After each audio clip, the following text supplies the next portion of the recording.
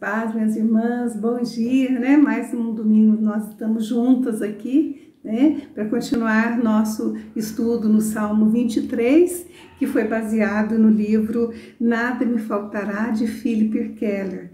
E ele era um pastor de ovelhas, né? Então, é muito gratificante a gente ter essa oportunidade de estudar a palavra do Senhor. Nós já vimos o versículo 1, o Senhor é o meu pastor, nada me faltará. O versículo 2, a primeira parte, ele me faz repousar em pastos verdejantes. E hoje nós vamos ver, leva-me para junto das águas de descanso. Vamos estar vendo então o que o Senhor tem para nós, né, nessa manhã, nesse dia. Vamos orar?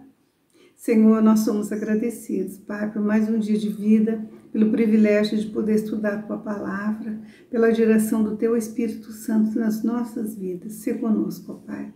Abençoa cada um, Senhor, que está participando, ó Pai, que vai estar vendo mais tarde, ó Deus, mas que cada pessoa que veja esse vídeo, Senhor, possa ser impactada pela Tua Palavra, pelo bom pastor que cuida de nós, de cada detalhe das nossas vidas. Abençoa, Senhor, o Teu povo reunido na face da terra, Senhor. Abençoa, cuida de nós, nos fortalece, Senhor. Precisamos muito do Senhor, ó Pai. Sei, ó Deus, com a nossa igreja, com o nosso pastor, ó Deus, com nossos irmãos em Cristo, com as nossas irmãs que se encontram enfermas, ó Pai, esperando um milagre mesmo, Pai. Faz isso no nome de Jesus, Senhor.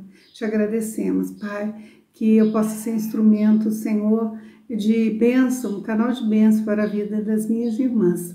Eu te louvo, te agradeço nesse dia, Senhor, nesta manhã, no nome santo de Jesus. Fala conosco, Pai, no nome de Jesus. Amém, Senhor. Então, nós vamos estar lá vendo, né, mais uma vez, esse pastor que cuidou de ovelhas mesmo, né, então ele pode ter alguma experiência para estar passando para a gente, né. Então, leva-me para junto das águas de descanso. Embora as ovelhas, né, nós vimos semana passada, elas se desenvolvam em terrenos secos, semiáridos, né, elas precisam de água, né. Tem algumas gazelas lá na África que elas quase não precisam de água, só a água do orvalho nas folhas já satisfazem ela. Mas a ovelha precisa de água, né? E a gente nota que é o próprio pastor, né? O próprio pastor de ovelha que vai buscar essas águas, esses locais para eles, né? Ele sabe onde é o melhor local, onde tem... muitas vezes ele próprio que cava esses poços, né? Então... a gente vê que há um esforço muito grande para o pastor, para ele dar essa água, né, fresquinha, gostosa, né? Então, uma ovelha, ela tem 70% do seu organismo constituído de água, né? Quase igual ao ser humano, que tem a fase de 50%, 60% de água, né? E é a água que vai determinar a vitalidade dela, a força, o vigor, né? E é essencial para o bem-estar dela, geral, né? E a sua saúde também. E assim como o ser humano, ele precisa de água sem sede, a ovelha tem sede.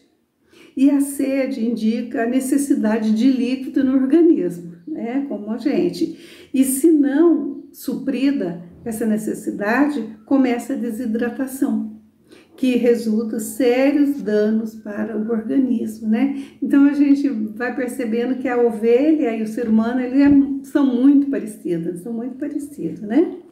Quando as ovelhas estão sedentas, elas tornam-se inquietas e partem à procura de água, né? E para se satisfazerem. E se elas não forem conduzidas a lugares com água pura e limpa, muitas vezes elas acabarão bebendo água de poças de água poluída, onde encontra-se vários tipos de verme, né?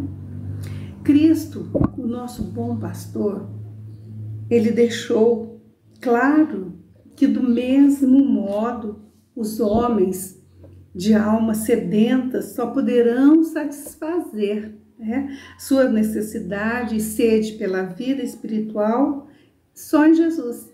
Só em Jesus que a gente vai conseguir, né? Mateus 5, 6, né? Vamos ver aí. Ele diz pra gente assim: bem-aventurados os que têm fome e sede de justiça, porque eles serão fartos.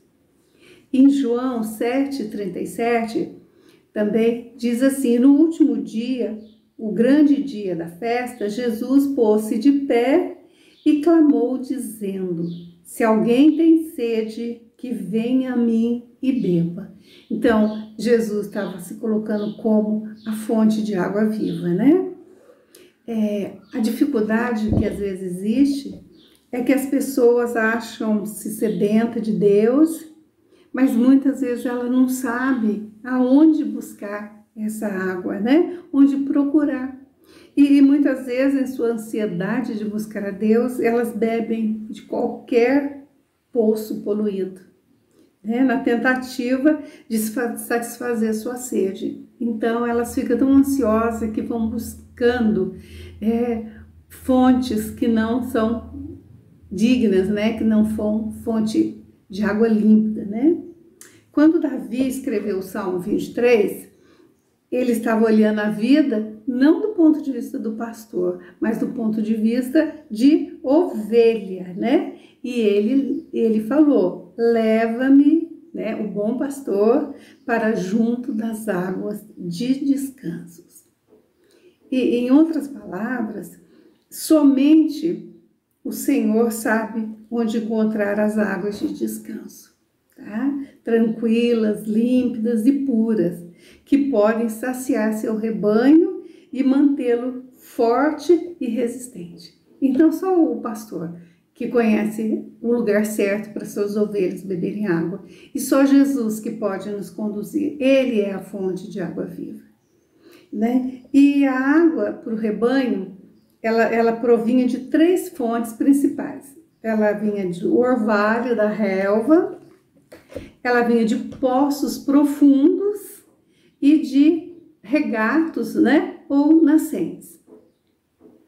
E quando não faz muito calor, né, as ovelhas podem passar meses a fio, quase sem beber água, né?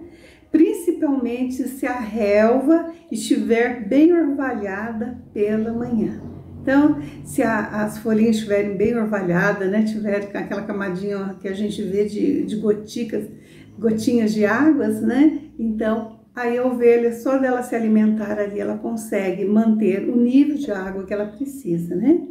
E o orvalho é a fonte de água pura e limpa que elas precisam, né? O bom pastor, o criador dedicado, ele providencia para que seu rebanho saia logo cedo e vá pastar nessa relva molhada. E na vida cristã, observamos que as pessoas mais confiantes e capacitadas a enfrentar questões na vida, não que elas não passem por problemas, mas que elas enfrentam, né? Mais confiantes são as que se levantam cedo, diariamente, para alimentar-se da palavra de Deus, tá? E é na quietude das horas, né, da manhãzinha, matutinas, que elas são guiadas às águas tranquilas, onde bebem a própria vida de Cristo, suprindo-se dela para passar o dia, né? Então, quando a gente logo de manhã já busca o Senhor em oração, em estudo, né? A gente consegue passar o dia mais tranquilo. Não que não vá ter problemas, não vai ter dificuldades, vai, mas a gente bebendo da água da vida, né? A gente sabe aonde a gente pode descansar, né? Sempre saímos dessas horas de meditação, reflexão e comunhão com Cristo mais revigorados, e na mente e no espírito. A sede é suprida e o coração é tranquilamente saciado. Então a gente sai, né? A gente se derrama diante do Senhor, a gente prostra diante do Senhor e Ele renova, né? Ele nos leva a águas tranquilas, né? E o autor, né? Ele lembra que a suavidade, o silêncio e a quietude das primeiras horas da manhã sempre encontrava as suas ovelhas pastando em relva molhada, que eles chegavam e essa relva chegava até o meio da pata delas, né? Alimentavam-se bastante e logo que o sol se erguia e o calor secava as gotas de orvalho das folhas, o rebanho se afastava à procura de sombras, ali ficavam alimentadas, elas se deitavam para repousar e ruminar pelo resto do dia. E ele diz que nada alegrava mais ele do que ver aquelas ovelhinhas satisfeitas, descansando, né, saciada a sede, né? E elas estavam ali descansando tranquilas. Creio que Jesus, o bom pastor, se alegra muito quando começamos o dia buscando sua presença, saciando a sede nele, que é a fonte de água viva, né? Muitas pessoas atualmente têm procurado saciar a sede da alma, se voltando para artes, culturas, atividades físicas, viagens, práticas de esporte, trabalhos comunitários, né? Não que não seja bom a gente praticar, a gente fazer, cuidar das pessoas, né?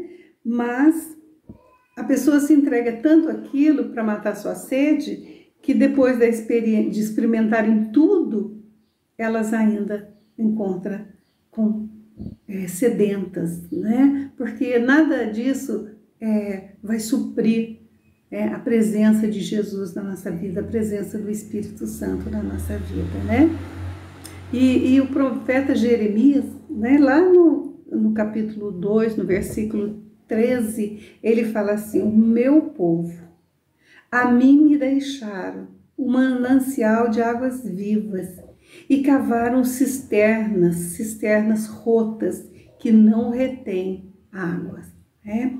Deixam de buscar a presença do Senhor, né? Vão buscar satisfação, matar sua sede em outras coisas que não matam a sede, né? Então esse versículo mostra pra gente o retrato de uma vida destruída, né? Elas têm a cisterna, mas a cisterna não reserva, né? Não retém a água ali, então não consegue matar sua sede, né?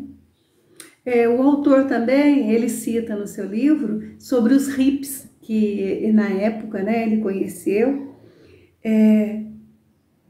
que numa época recorreram às drogas, ao álcool e às aventuras sexuais, num desejo insano de saciar essa sede. Uma prova clara de tais práticas não são substituto para o Espírito Santo. Essas pobres criaturas são cisternas rotas, né? Eles procuraram em tudo, tinha uma liberdade, né? Que eles falavam, eram livres, né? Para fazer o que eles bem entendiam, mas no fundo eles não se sentiam saciados na sua sede, né? E ele fala assim, o autor fala para a gente ainda: não conversei com um só hippie que fosse verdadeiramente feliz. O seu semblante reflete o desespero interior, aquela busca, né? Então, para as pessoas podem pensar que eram livres, soltos, né? Como hoje, agora a gente vê tantas pessoas se envolvendo com drogas, com prostituição, com tantas outras coisas, e chega um momento na vida que vê que está vazio, está seco, né? Está desidratado da presença do Senhor, e muitas vezes procuram o suicídio. Então, hoje não é diferente daquela época. em que se iniciou o movimento hippie, né? E em meio a este caos de uma sociedade confusa, doente, né, surge Cristo, o bom pastor, quietamente como no passado, e nos convida a irmos a Ele, né? Mais uma vez nós lemos João 7:37, que fala pra gente: e no último dia, o grande dia da festa, Jesus pôs-se de pé e clamou, dizendo: se alguém tem sede, que venha a mim e beba. Então Jesus, ele está aberto, ele nos convida para estarmos na sua presença, saciando a nossa sede, né? Ele é quem sabe ao certo como podemos ser saciados.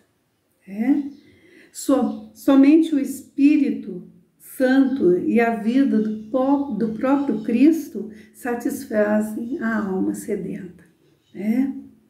E o autor lembra também que em ocasiões sob o sol escaldante da África, né, ele via os rebanhos nativos serem conduzidos aos poços de água pelo Criador, né, pelo pastor. Eram poços enormes, cavados à mão, e que eram esculpidos em rochas com rampas que desciam até o fundo, onde se encontravam águas frescas, né, puras e límpidas. E bem lá no fundo estava o pastor, completamente despido, tirando água para matar a sede dos animais. Era um trabalho muito árduo. Na vida cristã acontece exatamente a mesma coisa. Muitas situações a que somos conduzidos nos parecerão obscuras, profundas, perigosas e um tanto desagradáveis. Mas basta que lembremos que o bom pastor Jesus está conosco. É ali mesmo, no mais profundo das situações, só Jesus que me faz lembrar que a vida é importante, que Ele cuida, que Ele renova e que só Ele tem e é a água viva e me leva para as águas de descanso. Muitas pessoas que ainda não se renderam a Jesus como Senhor e Salvador se recusam a permitir que o bom pastor as conduza.